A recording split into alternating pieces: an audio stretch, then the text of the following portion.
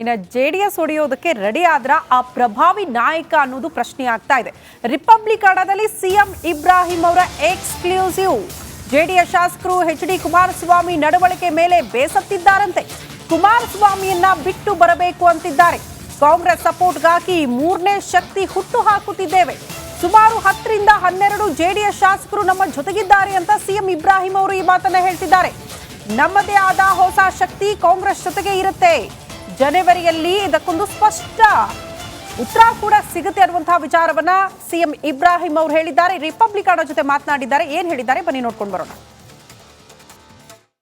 ಉಪಚುನಾವಣೆ ಮುಗಿದ ಮೇಲೆ JDS ಪಕ್ಷವನ್ನು ನಿರ್ನಾಮ ಮಾಡಬೇಕು ಅಂತ DK ಶಿವಕುಮಾರ್ ಒಂದಷ್ಟು ಪ್ಲಾನ್ ಅನ್ನು ಹಾಕಿ ಕೂತಿದ್ದಾರೆ.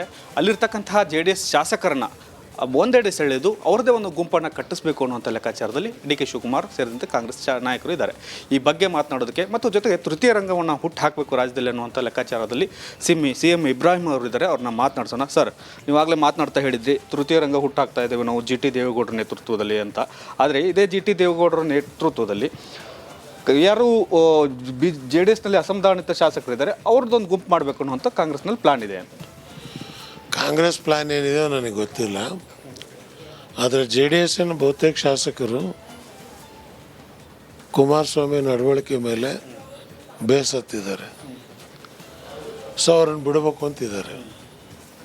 ಹಾಗಾಗಿ ಅವ್ರಿಗೊಂದು ಆಲ್ಟರ್ನೇಟಿವ್ ಬೇಕಾಗಿದೆ, ಒಂದು ಪರಿಹಾರವಾಗಿ ಒಂದು ಮೂರನೇ ಶಕ್ತಿ. ಆ ಪ್ರಯತ್ನದಲ್ಲಿ ನಾವಿದ್ದೀವಿ. ಈಗ ಜಾತ್ಯತೀತ ತತ್ವದಲ್ಲೇ ತೃತೀಯ ರಂಗ ತಯಾರಾಗೋದಾದರೆ ಅದು ಕಾಂಗ್ರೆಸ್ಸಿಗೆ ಸಪೋರ್ಟಿವ್ ಆಗಿರುತ್ತಾ ಅಂತ? 100%. ಅಖಿಲೇಶ್ ಯಾದವ್ ಇದ್ದಾರೆ, ಲಾಲು ಯಾದವ್ ಇದ್ದಾರೆ, ಅವು ಪ್ರಾದೇಶಿಕ ಪಕ್ಷಗಳು. DMK ಇದೆ, ಪ್ರಾದೇಶಿಕ ಪಕ್ಷಗಳು. ಸೊ ಹಾಗಾಗಿ ಕರ್ನಾಟಕದಲ್ಲಿ ಪ್ರಾದೇಶಿಕ ಪಕ್ಷ ಇದ್ದರೆ ನಮ್ಮ ಸಿದ್ಧಾಂತಕ್ಕೆ ಒಪ್ಪಬೇಕು. ಅದು ಕಾಂಗ್ರೆಸ್ ಆದರೂ ಸರಿ, ಬೇರೆ ಯಾರಾದರೂ ಸರಿ, ನಮ್ಮ ಸಿದ್ಧಾಂತಕ್ಕೆ ಒಪ್ಕೊಂಡ್ರೆ ಖಂಡಿತವಾಗಿಯೂ ಅವ್ರ ಜೊತೆಯಲ್ಲಿ ಮಾತುಕತೆ ಆಡೋಕ್ಕೆ ನಾವು ತಯಾರಾಗ್ತೀವಿ. ಆ ಸಂದರ್ಭದಲ್ಲಿ GT ದೇವೇಗೌಡರ ಜೊತೆ ನಿಮ್ಮ ಜೊತೆ ಎಷ್ಟು MLAಗಳು ಟಚ್ಚಲ್ಲಿದ್ದಾರೆ JDSನಿಂದ ಅಂತ? ಸುಮಾರು 12 ಜನ ಇದ್ದಾರೆ. 12 ಜನ ಅವತ್ತೇ ಹೇಳಿದ್ದೆ ನಿಮಗೆ ನಾನು ಇದ್ದಾರೆ ಅಂತ. ಸಮಯ ಬಂದಾಗ ಎಲ್ಲ ಹೊರಗೆ ಬರುತ್ತೆ ನೋಡಿ ಅಂತ. ಈಗ ಸಮಯ ಬರ್ತಾ ಇದೆ, ಹೊರಗೆ ಬರ್ತಾರೆ ಎಲ್ಲರೂ. ಅಂದರೆ ಈಗ ತೃತೀಯ ರಂಗ ಅಥವಾ JDSನಿಂದ ಹೊರಬಂದು ಸ್ವತಂತ್ರವಾಗಿ ಅವರು ಇರೋಕೆ ಈ ಸಮಯ ಪಕ್ವಾಗಿದೆ ಅಂತ ಸರ್? 100%. ಇನ್ನು ಅಸೆಂಬ್ಲಿ ಎಲೆಕ್ಷನ್ 3 ವರ್ಷ. ಇವ್ರು ಹೇಳಿದ್ರು ಕೂಡ ಸಿಎಂ ಸಿದ್ದರಾಮಯ್ಯನವರು ಒಪ್ಪಿಗೆ ಸೂಚಿಸ್ತಾರ ಅಂತ. ಯಾಕಂದ್ರೆ ಅವ್ರ ಮೇಲೇನೆ ಇವರು ದೊಡ್ಡ ಮಟ್ಟದ ಆರೋಪ ಮಾಡಿ ಪಕ್ಷದಿಂದ ಆಚೆ ಬಂದವರು ಮತ್ತೆ ವಾಪಸ್ ಪಕ್ಷಕ್ಕೆ ಹೋಗ್ತೀನಿ ಅಂದ್ರೆ ಇಲ್ಲ, ಇವರಿಗೆ ಒಂದು ಗೊತ್ತಿಲ್ಲ. ಅವ್ರ ಪ್ರಯತ್ನ, ಪಾಪ ಅವ್ರ ರಾಜಕೀಯ ಏನು ಸ್ಥಾನಮಾನಗಳು ಬೇಕಾಗಿರ್ಬೋದು. ಮತ್ತೊಂದು ಪಾಪ ಇವ್ರಿಗೆ ಬೇಕಾಗಿ ಈ 2013ರಲ್ಲಿ ಇಲ್ಲಿ ಭದ್ರಾವತಿಯಲ್ಲಿ ಪಾಪ ಸಂಗಮೇಶ್ ಸಿಟ್ಟಿಂಗ್ MLA ಅವರ ಟಿಕೆಟ್ ತಪ್ಪಿಸಿ ಇವರಿಗೆ ಟಿಕೆಟ್ ಕೊಡಿಸಿದ್ರು. ಬಟ್ ಗೆಲ್ಲಿಲ್ಲ. 2013-18 ಇರಬೇಕು, ಗೆಲ್ಲಿಲ್ಲ. ಇವ್ರಿಗೆ ಪ್ರಯತ್ನ ಪಟ್ಟಿದ್ರು. ಆಮೇಲೆ ಇವರು ಒಂಥರ ಎನರ್ಜಿ ಬೂಸ್ಟರ್ ಸಿದ್ದರಾಮಯ್ಯನವರಿಗೆ. ಹೆಂಗೆ ಅಂತಂದರೆ ಸಿದ್ದರಾಮಯ್ಯನವರ ಇದಿರ್ತದೆ, ಭಾಷಣ ಇರುತ್ತೆ ಅಂತ ಇಟ್ಕೊಳ್ಳಿ. ಸಿದ್ದರಾಮಯ್ಯನವರು ಭಾಷಣ ಶುರು ಮಾಡುವ ಕರೆಕ್ಟ್ ಮೊದಲು ಇವರಿಗೆ ಸ್ಟೇಜ್ ಕೊಡ್ತಾರೆ. ಅಂದರೆ ಇವರು ಮಾಡಿದ ನಂತರನೇ ಸಿದ್ದರಾಮಯ್ಯ ಭಾಷಣ ಮಾಡಿದೆ. ಯಾಕಂದರೆ ಇವರೊಂದು ರೆಡಿ ಮಾಡ್ತಾರೆ, ಒಂದು ಏನು ಗ್ರೌಂಡ್ ರೆಡಿ ಮಾಡ್ತಾರೆ. ಅದೊಂದು ಅದ್ಭುತ ಇದೆ. ಆಮೇಲೆ ಅವರು ಅದ್ಭುತ ಭಾಷಣಕಾರರು, ಅದ್ಭುತ ಜ್ಞಾನ ಇರುವಂಥ ಮನುಷ್ಯ ಸಿಎಂ ಇಬ್ರಾಹಿಂ. ಸಾಧಾರಣ ಏನಲ್ಲ. ಆಮೇಲೆ ಈ ಈದ್ಗಾ ವಿವಾದ ಇತ್ತಲ್ಲ, ಈದ್ಗಾ ವಿವಾದದಲ್ಲಿ ಇವರು ವಾರ್ತಾ ಸಚಿವ ಕೇಂದ್ರದಲ್ಲಿ, ದೇವೇಗೌಡರು ಪ್ರಧಾನಮಂತ್ರಿ.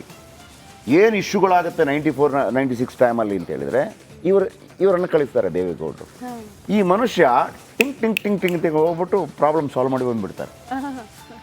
ಆಮೇಲೆ ಪ್ರಾಬ್ಲಮೇ ಇಲ್ಲ. ಅದಕ್ಕಿಂತ ಮೊದಲು ನಡೆದಂಥ ಗಲಾಟೆಯಲ್ಲಿ BJP ಗೆದ್ದು ಬಿಡ್ತದೆ. ಆಮೇಲೆ ಅಲ್ಲಿ 94 95 ಇದೇ ಯಾರು ಬಸವರಾಜ ಬೊಮ್ಮಾಯಿ ಬೆಂಗಳೂರು ಗ್ರಾಮೀಣದಲ್ಲಿ ಧಾರವಾಡ ಗ್ರಾಮೀಣದಲ್ಲಿ ನಿಂತ್ಕೋತಾರೆ. ಬೊಮ್ಮಾಯಿಯವರ ಸೀನಿಯರ್ ಬೊಮ್ಮಾಯಿಯವರ ಕ್ಷೇತ್ರ ಆಗಿರುತ್ತೆ, ಅಲ್ಲೇ ನಿಂತ್ಕೋತಾರೆ. JDS ಜನತಾ ಪರಿವಾರದಿಂದ ನಿಂತ್ಕೋತಾರೆ.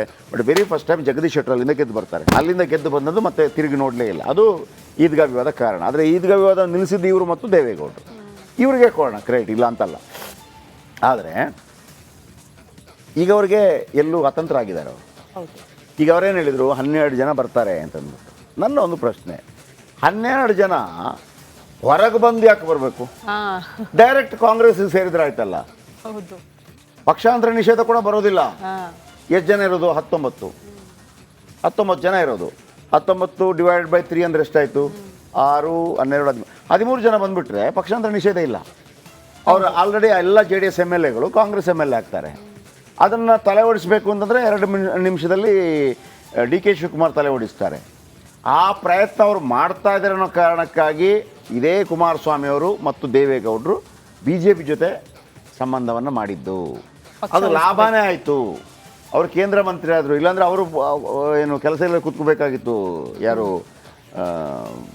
ಕುಮಾರಸ್ವಾಮಿ ಅವರು ಕೂಡ ಮಗ ಸೋತಿರ್ಬೋದು. ಅದು ಪ್ರಯತ್ನ. ಸೋಲ್ತಾರೆ ಗೆಲ್ತಾರೆ ಅವ್ರಿಗೇನ್ರಿ, ಇನ್ನೊಂದು ಕಡೆ MLC ಮಾಡ್ತಾರೆ, MP ಮಾಡ್ತಾರೆ, ಬೇರೆ ವಿಚಾರ. ಆದರೆ ಇದು CM ಇಬ್ರಾಹಿಂ ಅವರು ಕೂಡ ಇದರ ಒಂದು ಅಂದರೆ ನನ್ನನ್ನು ಸ್ವಲ್ಪ ಕಾಂಗ್ರೆಸ್ ಮಾನ್ಯ ಮಾಡಲಿ ಅನ್ನೋಂಥದ್ದು ಇರ್ಬೋದು. ಇನ್ನು 3ನೇ ಪಕ್ಷ ಮಾಡಿಕೊಂಡು ಲಾಲು ಪ್ರಸಾದ್ ಮಾಡಿಕೊಂಡು ಅದಷ್ಟು ಸುಲಭದ ಕೆಲಸ ಅಲ್ಲ. ನೆಕ್ಸ್ಟ್, ಇನ್ನು JDS ಹೊಡೆಯೋದಕ್ಕೆ ರೆಡಿ ಆದ್ರ ಆ ಪ್ರಭಾವಿ ನಾಯಕ ಅನ್ನೋದು ಪ್ರಶ್ನೆ ಆಗ್ತಾ ಇದೆ. ರಿಪಬ್ಲಿಕನದಲ್ಲಿ CM ಇಬ್ರಾಹಿಂ ಅವರ ಎಕ್ಸ್ಕ್ಲೂಸಿವ್. JDS ಶಾಸಕರು HD ಕುಮಾರಸ್ವಾಮಿ ನಡವಳಿಕೆ ಮೇಲೆ ಬೇಸತ್ತಿದ್ದಾರಂತೆ. ಕುಮಾರಸ್ವಾಮಿಯನ್ನ ಬಿಟ್ಟು ಬರಬೇಕು ಅಂತಿದ್ದಾರೆ. ಕಾಂಗ್ರೆಸ್ ಸಪೋರ್ಟ್ಗಾಗಿ 3ನೇ ಶಕ್ತಿ ಹುಟ್ಟು ಹಾಕುತ್ತಿದ್ದೇವೆ. ಸುಮಾರು 10 ರಿಂದ 12 JDS ಶಾಸಕರು ನಮ್ಮ ಜೊತೆಗಿದ್ದಾರೆ ಅಂತ CM ಇಬ್ರಾಹಿಂ ಅವರು ಈ ಮಾತನ್ನ ಹೇಳ್ತಿದ್ದಾರೆ. ನಮ್ಮದೇ ಆದ ಹೊಸ ಶಕ್ತಿ ಕಾಂಗ್ರೆಸ್ ಜೊತೆಗೆ ಇರುತ್ತೆ. ಜನವರಿಯಲ್ಲಿ ಇದಕ್ಕೊಂದು ಸ್ಪಷ್ಟ ಉತ್ತರ ಕೂಡ ಸಿಗುತ್ತೆ ಅನ್ನುವಂತಹ ವಿಚಾರವನ್ನ CM ಇಬ್ರಾಹಿಂ ಅವರು ಹೇಳಿದ್ದಾರೆ. ರಿಪಬ್ಲಿಕನ್ ಜೊತೆ ಮಾತನಾಡಿದ್ದಾರೆ. ಏನ್ ಹೇಳಿದ್ದಾರೆ ಬನ್ನಿ ನೋಡ್ಕೊಂಡು ಬರೋಣ. ಉಪಚುನಾವಣೆ ಮುಗಿದ ಮೇಲೆ JDS ಪಕ್ಷವನ್ನು ನಿರ್ನಾಮ ಮಾಡಬೇಕು ಅಂತ DK ಶಿವಕುಮಾರ್ ಒಂದಷ್ಟು ಪ್ಲಾನನ್ನು ಹಾಕಿ ಕೂತಿದ್ದಾರೆ. ಅಲ್ಲಿರ್ತಕ್ಕಂತಹ JDS ಶಾಸಕರನ್ನ ಒಂದೆಡೆ ಸೆಳೆದು ಅವ್ರದ್ದೇ ಒಂದು ಗುಂಪನ್ನು ಕಟ್ಟಿಸಬೇಕು ಅನ್ನುವಂಥ ಲೆಕ್ಕಾಚಾರದಲ್ಲಿ DK ಶಿವಕುಮಾರ್ ಸೇರಿದಂತೆ ಕಾಂಗ್ರೆಸ್ ನಾಯಕರು ಇದ್ದಾರೆ.